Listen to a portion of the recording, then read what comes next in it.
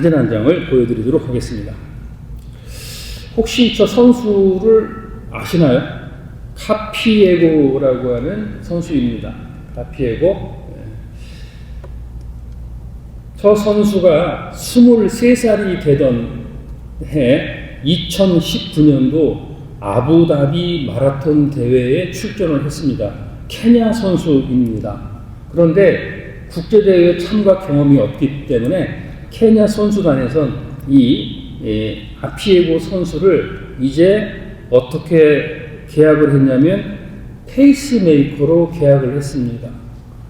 처음에 우승할 기록 좋은 선수들이 있지만 이 선수는 기록이 좋지 못했기 때문에 25km를 전력 질주를 해서 상대방의 페이스를 망가뜨리면 되는 그 미션을 받았습니다. 그러면 얼마를 주기로 했냐면 3,000불을 받기로 했습니다. 이제 카피에고는 스타트를 했고 열심히, 그러니까 이제 42.19km인데 60% 한 25km 정도 달리면 끝나는 거기 때문에 자기 임무는 처음부터 페이스를 교란하기 위해서 열심히 뛰었습니다. 25km 정도를 이제 통과를 했습니다. 그러면 이 선수는 계약에 의해서 그냥 거기서 포기하고 더 이상 뛰지 않아도 되는 겁니다. 그런데 25km 정도 지나서 뒤를 돌아보니까 뒤에 따라오는 선수가 없던 거예요. 자기네 케냐 선수도 없었습니다. 그런 이제 마음에 갈등을 하기 시작합니다. 여기서 빠져야 되나? 어떻게 해야 되나? 그런 이제 결심을 합니다. 뛰자.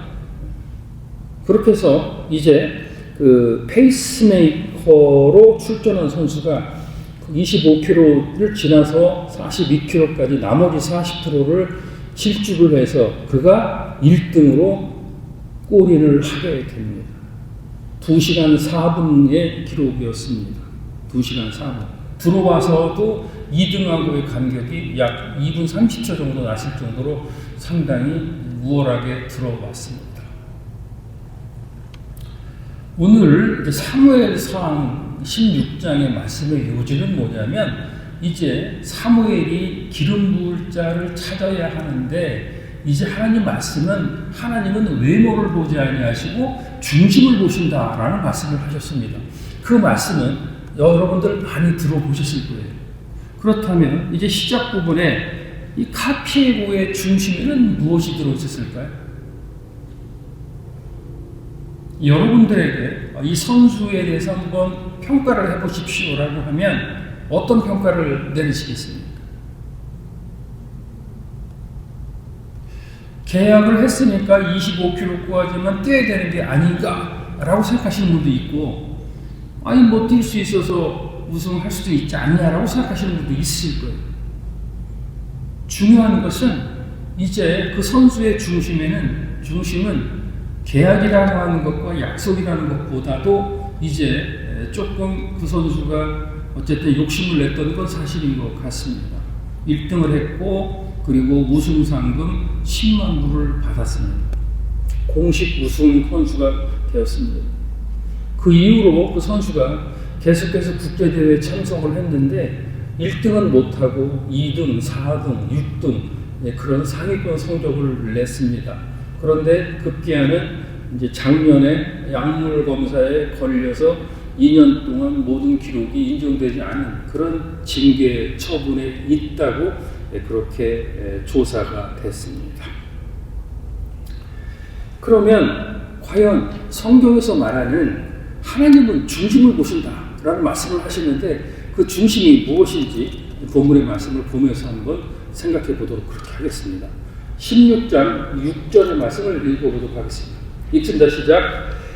그들이 오매 사무엘이 엘리압을 보고 마음에 이르기를 여호와의 기름 부으실 자가 과연 주님 앞에 있도다 하였더니, 엘리압이 누굽니까? 이새의 큰아들. 16장 7절 보겠습니다. 읽습니다. 시작. 여호와께서 사무엘에게 이르시되 그의 용모와 키를 보지 말라. 내가 이미 그를 버렸노라. 내가 보는 것은 사라가 같지 아니하니 사람은 외모를 보거니와 나 여호와는 중심을 보느니라 하시더라. 여기서 이제 그 영어 성경에 보면 그 중심이라고 하는 것, 그것이 더 뭐라 돼 있어요? 맨 마지막에 영어가 heart. 네, 그렇게 영어 성경에는 표시가 되어 있습니다. 그렇다면 여러분들은 이제 사람을 보는 기준이 어디 있으십니까? 여러분들이 배우자를 만났을 때 기준은 어디 있었습니까? 여러분들이 비즈니스를 했을 때 비즈니스 오너로 하이어하는 사람을 뽑는 기준은 어디 있었습니까? 그리고 여러분들에게 있어서 친구를 사귀고 거수를 만들거나 했을 때 여러분들의 그 기준은 어디에 있었습니까? 많은 사람들은 그 기준선에서 좋아하는 게 있습니다. 여러분들을 포함해서 많은 사람들이 좋아하는 기준은 뭐 몇 가지 되지 않습니다. 첫 번째, 돈이 많으면 좋아합니다. 돈이 많은데 나는 그 사람 싫다 하시는 분 혹시 있으세요? 유권사님? 중심을 봅니다. 돈 얘기만 해. 그러니까 좋아하는 기준은 돈을 좋아하고, 또 그리고 학교에서 좋은 학교를 나와서 학벌이 좋은 사람을 또 좋아합니다. 학벌을 좋아하시죠. 네. 그리고 왠지 모르게 아이비리그를 나왔다거나 좋은 대학을 나왔으면 조금 이렇게 주눅이 드는 그런 경우도 있습니다. 그리고 또 안정된 직장을 가지고 있다. 그리고 전문적 직장을 가지고 있다. 그러면 또 그 사람을 좋아하는 기준으로 삼기도 합니다. 대개 보면 돈과 학교와 그리고 안정된 직업, 보이면서 세상적인 그 권위를 갖는 것을 좋아하는 경우가 있죠. 그런데 이제 여기서 이제 우리가 본문에서 들어가기 전에 조심해야 될 게 뭐냐면, 내가 사람을 보는 기준이 어디 있었나를 한번 생각해 봐야 되고, 그리고 조금 더 생각해 볼 문제가 뭐냐면, 나는 사람을 볼 줄 안다 라는 생각을 해요. 나는 사람을 딱 보면 알아. 그 사람 딱 보면 그 사람 느낌이 있어. 그 사람이 어떤 사람인지 그냥 알 수 있어 라고 하는, 내가 사람을 볼 줄 안다라고 하는 이제 그 교만을 버려야 한다는 것입니다. 첫 인상으로 지배돼서 이렇게 나가서 끝까지 좋은 관계로 가는 경우도 있지만, 대다수의 경우에 첫 인상이 좋았다고 해서 끝까지 좋은 것은 아닌 것입니다. 그래서 이제 크리스찬, 예수 그리스도를 구주와 주님으로 믿는 사람은 사람을 선택하고 기준하고 관계를 가질 때 기도하고, 그리고 봄, 여름, 가을, 겨울 최소한 두 바퀴는 돌아가야 그분이 어떤 것인지를 알게 되는 것입니다. 그러면 오늘 16장 7절의 말씀에서 하나님은 중심을 보신다라고 얘기를 그렇게 하셨습니다. 영어 성경에는 중심을 허트라고 이렇게 표현을 했는데, 원래 히브리서 원문에 보면 그 단어가 레부라는 단어를 사용을 했습니다. 중심, 레부. 그 레부라는 말을 해석을 하면, 레부는 뭐냐면 인간의 지적이며 정적이며 의지적인 모든 것을 포함한다라고 하는 것으로 해석을 할 수가 있습니다. 그러니까 이것을 이제 조금 지정이라고 하는 부분이 어렵긴 한데, 크리스찬적 입장에서 영과 육, 영과 혼과 육을 갖고 있는 입장에서 과연 그러면 이 지정에 대한 해석을 어떻게 해야 될 것이냐라고 하는 것을 엮어본다면, 그렇다면 이제 그 중심이라고 하는 것은 바로 뭐다? 내가 내 인생에서 가장 소중하게 생각하는 가치, 그리고 그 가치를 향해서 내가 가지고 있는 그 마음의 열정, 이것을 중심이다라고 설명할 수 있다고 하는 거죠. 인생에서 가장 소중하게 생각하는 가치와 그 가치를 이루기 위한 내 마음의 열정이라고 우리가 정의를 해 볼 수가 있습니다. 그러니까 이 중심이라는 부분에서는 결국에는 내가 가지고 있는 내면 세계에서 생각하고 가득 차 있는 것, 내면 세계 생각과 가득 차 있는 것, 그리고 플러스 영적 상태. 내가 예수 그리스도를 구주와 주로 영접을 했는데 얼마나 예수 그리스도의 제자로서 삶을 살 수 있느냐라는 것이 합쳐진 것이 뭐다? 그것이 바로 중심이다라고 이제 우리가 표현할 수가 있는 중심. 그렇다면 이제 여러분들의 중심은 어디 있으십니까? 여러분들의 가치는 어디 있으십니까? 가장 소중하게 생각하는 것은 무엇이고, 그리고 이제 내가 예수 그리스도의 십자가의 죽으심으로 나도 십자가에 올라가 죽고 예수 그리스도의 죽으심으로 다시 살아났는데 그 예수 그리스도를 향한 나의 영적 상태는 어떤 것인가 라는 것을 이제 그 중심이라는 측면에서 다시 한번 우리가 생각을 해봐야 하는 것입니다. 사무엘상 얘기를 쭉 다루는 것은 다윗의 일생에 대한 얘기를 다루면서 우리에게 교훈을 받고자 하는 것입니다. 다윗은 일생을 통해서 하나님과 친밀해지려고 노력했고 그의 열정 가운데 그는 하나님과 교제를 선택했으며 또 그리고 하나님 앞에 쉴 새 없이 찬송을 한 그 인물입니다. 그렇기 때문에 그의 중심에는 하나님이 있다라고 하는 것을 성경을 통해서 얘기를 해주고 있습니다. 16장 8절에서 9절 말씀을 한번 읽어보도록 하겠습니다. 읽습니다. 시작. 이새가 아비나답을 불러 사무엘 앞에 지나가게 하매 사무엘이 이르되 이도 여호와께서 택하지 아니하셨느니라 하니 이새가 산마로 지나가게 하매 사무엘이 이르되 이도 여호와께서 택하지 아니하셨느니라 하니라. 하나님 입장에서 이제 아들이 다윗이 몇째 아들이에요? 막내인데 그 형이 몇 명 있어요? 다윗이 8째인가요? 8째, 7째 다윗이.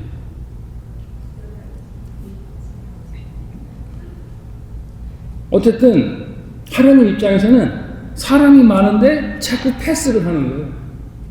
사람은 많은데 그 아들이 쭉 7명, 8번째가 다윗이죠.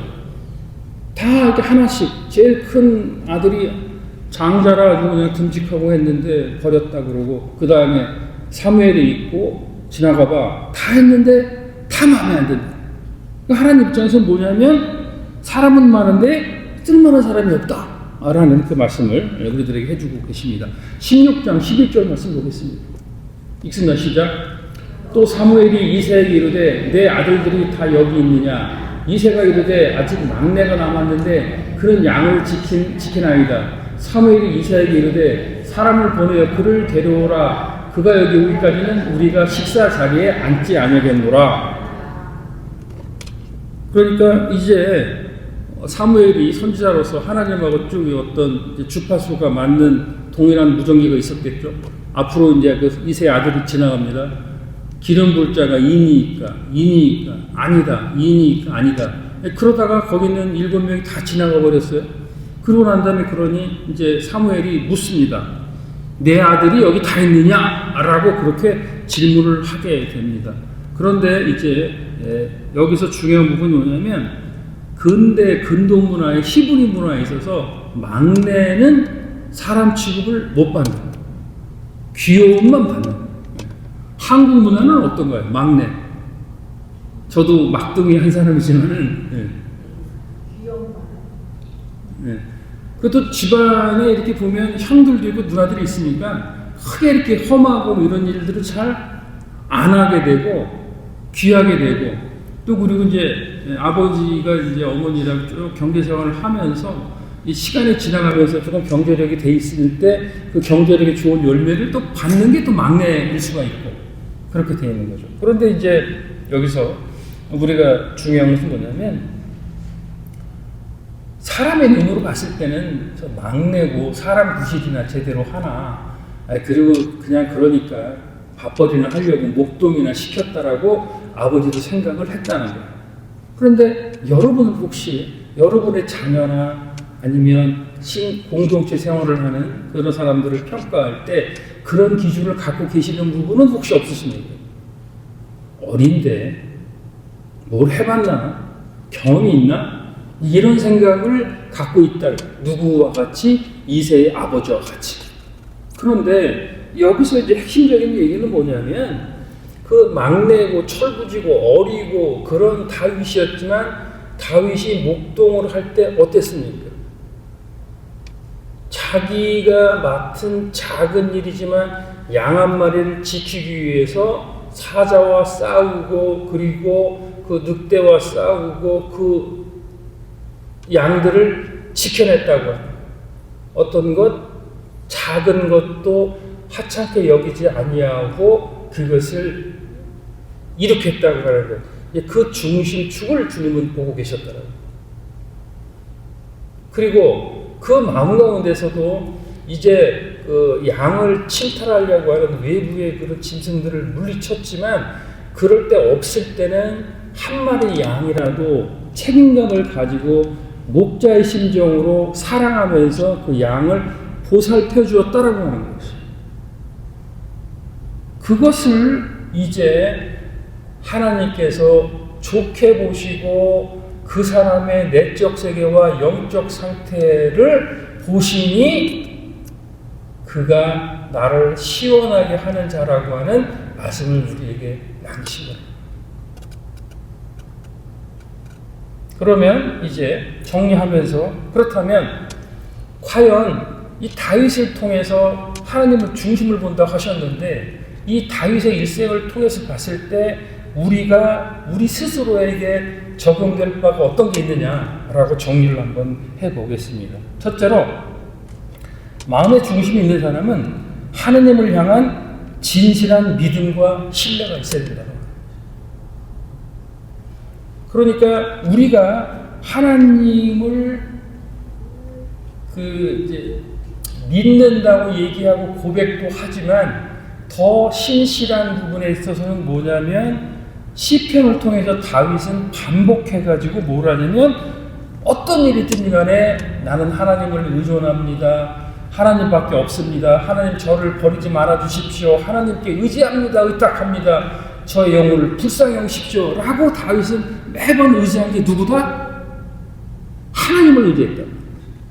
그러니까 그의 마음에 내면 상태와 영적 상태에 있어서 내면 세계의 가치관이 다른 세상에 보이는 물질을 가진 게 아니라 오로지 하나님에 관련된 것 그리고 그것을 향해서 자기의 모든 열정을 바쳐서 갔다는 것 이것이 이제 우리가 다윗을 통해서 배워야 한다고 하는 것입니다. 위기 속에서도 이제 어떤 위기를 만나고 힘들어지는 상황이면 인간적인 돌파구를 찾는 것이 아니라 위기 속에서도 하나님을 먼저 찾고 그리고 하나님께 의존하는 그런 모습을 보였던 것이죠. 그리고 다윗은 그 어려운 환경을 많이 겪었는데 자기에게 있었던 환경적으로 이 힘든 환경을 보는 것이 아니라 항상 환경보다 더 큰 하나님을 먼저 바라봤다고 하는 것이죠. 그 중심을 하나님께서 높이 평가를 한 겁니다.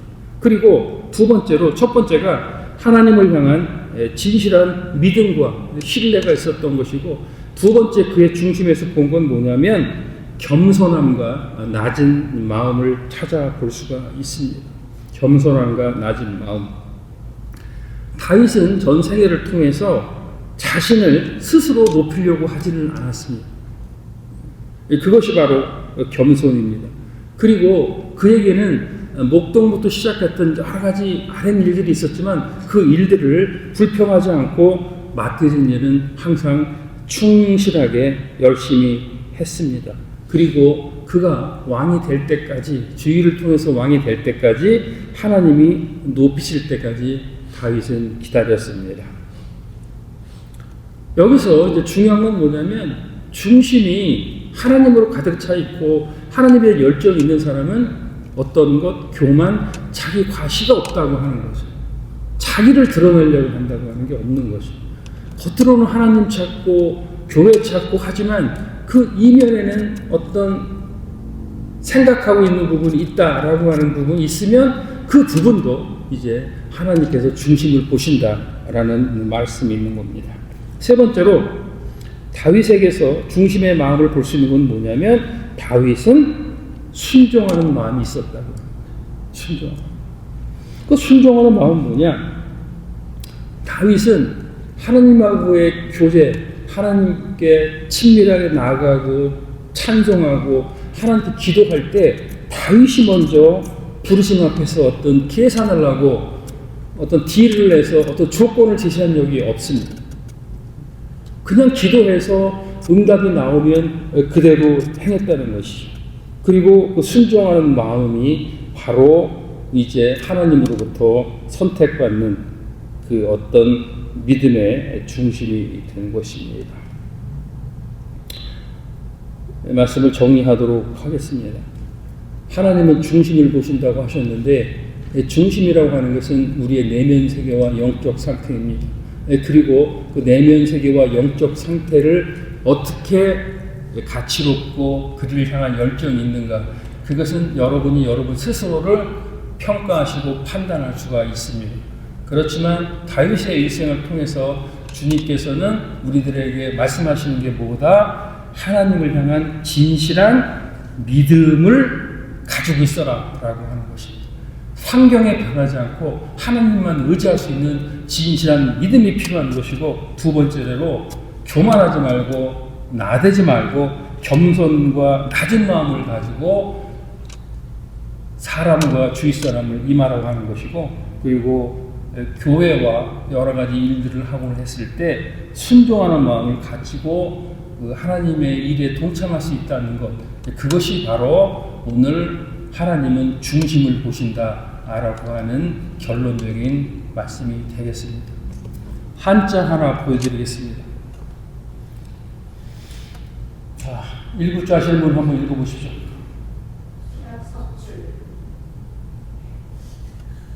누가 읽었어요? 쉽죠? 물수 떨어질락 돌석 드러날 출, 수락섭출, 물이 빠지니 돌이 드러난다, 이런 뜻이에요. 수락섭출, 물이 빠지니 돌이 드러난다. 이것은 이제 뭐냐면 환경적인 변화나 여러 가지 우리 일상생활에 있어서 한자의 뜻은 그렇습니다. 지금은 가려서 안 보이는 것 같지만, 그래서 속일 수 있고 넘어갈 수 있지만 조금 시간이 지나고 환경이 바뀌면 드러난다. 그러니 마음가짐을 잘해라. 이런 뜻이 수락석출이라는 뜻이에요. 다음 사진 하나 보여드릴게요. 기독교가 공인된 게 언제입니까? 기독교가 공인된 시점이 서기년도 313년입니다. 기독교 공인연도가. 그런데 기독교가 공인되고 난 다음에 이단들이 발흥하기 시작합니다. 그래서 이제 성부, 성자, 성령 삼위일체 하나님이 동일한 본질이냐 아니면 유사 본질이냐 가지고 상당히 많은 이제 논쟁이 있었고 이단들이 극심하게 활개를 쳤습니다. 그래서 이제 325년 트루키에 있는 니케아라는 곳에서 모여서 이제 318명의 그때 당시 주교들이 모여가지고 그 아리우스 논쟁에 대한 걸 가지고 쫙 정리를 합니다. 그 정리한 내용이 어디 있다? 바로 오늘 나눠진 니케아 신조가 바로 그 정리된 내용입니다. 그리고 난 다음에 이제 325년에 니케아 공회가 있었고, 그로부터 56년이 지나서 다시 2차 공회가 있었습니다. 여러 고고학자들이 이제 그 니케아 회의를 했던 장소가 기록이 남아 있어서 찾아보려고 했는데 그 모습을 보이지 않았던 겁니다. 그러던 중에 2020년에 이제 니케아라고 하는 말이 이제 없어지고 저게 바로 이제 터키에 있는 이즈니크 호수라는 데인데 2020년도에 굉장한 가뭄이 들은 모양이에요. 가뭄이 들어서 호수에 물이 쫙 빠져버리니까 저 교회 터가 드러난 겁니다. 그래서 이제 고고학자들이 들어가서 이것이 니케아 공회를 했던 그 건물이 맞다라고 그렇게 결론도 냈는데, 계속해서 발굴해 보니까 저 교회 밑에 이제 상당히 많은 유골들이 나오더라고요. 유골들이 나오는데 그 유골들이 바로 온전한 유골은 없고 대개 보면 머리에 구멍이 나 있다든지 아니면 팔이 꺾였다든지 다리 정강이가 꺾였다든지 그렇게 나와 있는 시체, 그러니까 유해가 300여 구 정도 되는 거예요. 그러니까 기독교가 공인되기 전에 핍박 때부터 시작했던 순교자들이 있었던 그 터 위에다가 저 교회를 세웠고, 그리고 교회에서 325년에 니케아 공의회가 열린 거고, 그리고 거기서 니케아 신조라는 것을 이제 만들어서 공표를 한 겁니다. 우리가 예배 시작 전에 하는 사도신경은 예수님 소천하시고 바로 만들어지기 시작해서 이제 별도로 신앙을 하는 사람들이 입문을 하는 과정으로 사도신경이 쭉 이어져 왔고, 그리고 지금 나눠지는 니케아 신조는 뭐다? 바로 저 325년 이후부터 만들어져서 예수 그리스도를 구주와 주님으로 영접한 사람이 신앙적 교리와 삼위일체 교리에 확립을 하기 위해서 저 니케아 신조를 만들었던 거예요. 자, 그렇다면 이제 여러분들의 신앙생활에 있어서 여러분들의 간증하실 내용은 어떤 것입니까? 이 근래 옛날에 말고 30년 전 말고 20년 전 말고 10년 전 말고 5년 전 말고 예수 그리스도를 만나서 야 정말 하나님의 은혜로 이것은 내가 하나님 앞에 감사하고 많은 사람한테 간증해야 될 살아있는 것이 여러분들에게 있습니까? 여러분들의 중심의 심령 상태가 예수 그리스도로 가득 차 있지 않고, 그리고 그에 대한 열정이 없으면 여러분들하고 하나님하고는 관계가 없는 사람이 되어버립니다. 그렇기 때문에 그 간증이 생길 이유가 없습니다. 하나님은 중심을 보시기 때문에 이제 그렇다면 여러분들은 어떤 중심을 가지고 예수 그리스도의 복음나라 확장을 위해서 어떤 일을 하시겠습니까? 그것이 이제 수락석출, 물 빠지면 드러나는 것처럼 이제 내가 이제 육신의 모든 것을 벗고 예수 그리스도를 만나게 되면 다 드러나게 되는 것입니다. 새로운 환경과 새로운 간증과 하나님과의 친밀함을 원하십니까? 자, 오늘 나눠드린 니케아 신조를 한번 다 보시겠습니다. 325년에 만들어진 겁니다.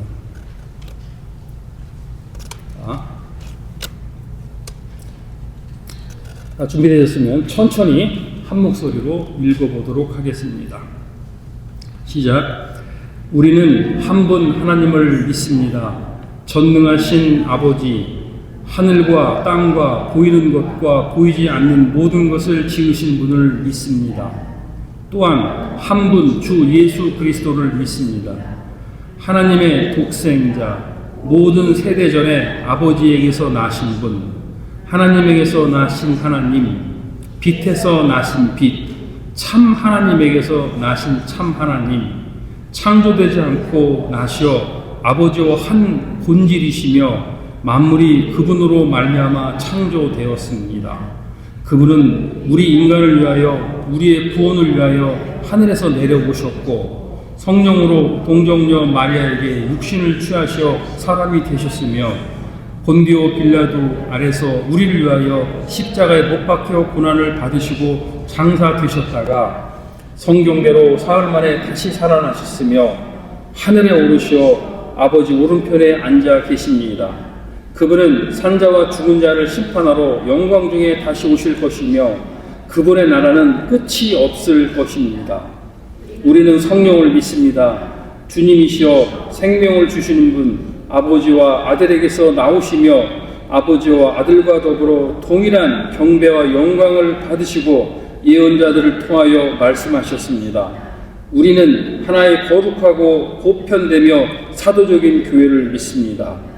죄 사함을 위한 하나님의 침례 세례를 고백하며 죽은 이들의 부활과 오는 세상의 생명을 기다립니다. 아멘.